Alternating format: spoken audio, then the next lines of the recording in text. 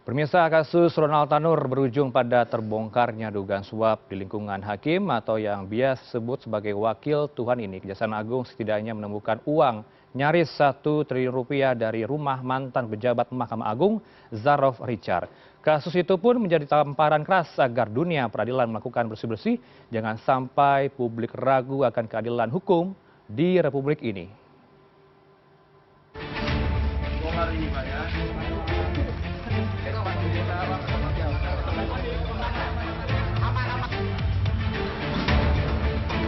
Inilah 3 hakim dari Pengadilan Negeri Surabaya yang ditangkap Kejaksaan Tinggi Jawa Timur Rabu 23 Oktober.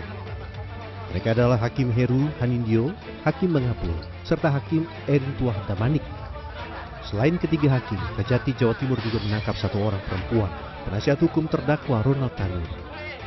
Ketiga hakim dan pengacara Ronald Tanur ini diduga terlibat suap atau gratifikasi terkait perkara Ronald Tanur.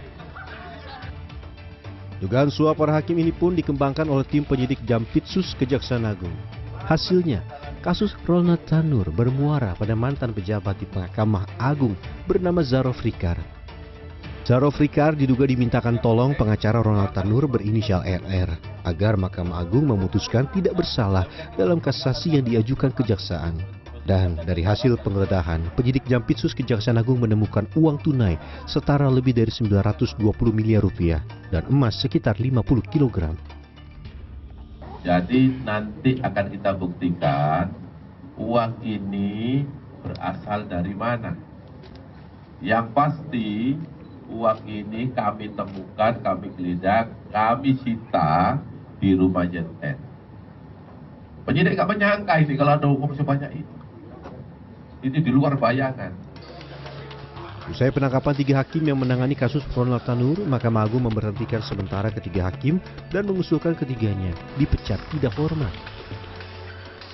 Dan apabila di kemudian hari dinyatakan terbukti bersalah melakukan tindak pidana dengan putusan yang berkekuatan tetap, maka ketiga hakim tersebut akan diusulkan pemberhentian tidak dengan hormat kepada Presiden. Menanggapi kasus ini, dosen hukum Ubaya Marianus Yohanes Gaharpung menilai tindakan para hakim menciderai institusi dan menjadi tamparan keras bagi dunia peradilan Indonesia. Jika hal ini tidak segera dibenahi, bukan tidak mungkin publik pesimistis dengan dunia peradilan di Indonesia. Bagi saya, kasus ini adalah tamparan yang sangat besar bagi para hakim. Ya, dan orang menjadi anggap bahwa praktik-praktik seperti ini dalam dunia peradilan itu hal yang sangat biasa. Ini tidak baik. Ya. Sehingga saya pernah katakan bahwa orang menang perkara belum tentu dia benar, dan orang yang kalah dalam perkara belum tentu dia salah. Berarti ada faktor X. Faktor X apa? Salah satunya adalah kejahatan dalam kaitan dengan suap itu sendiri. Meski Ronald Tanur telah ditangkap, namun pidana yang dijatuhkan Mahkamah Agung hanyalah 5 tahun penjara. Tidak sesuai tuntutan jaksa, 12 tahun penjara. Ditemui pada Senin, Kepala Kejaksaan Tinggi Jawa Timur Mia Amiati, pihaknya masih berupaya melakukan peninjauan kembali agar hukuman yang dikenakan terhadap Ronald Tanur sesuai tuntutan mereka.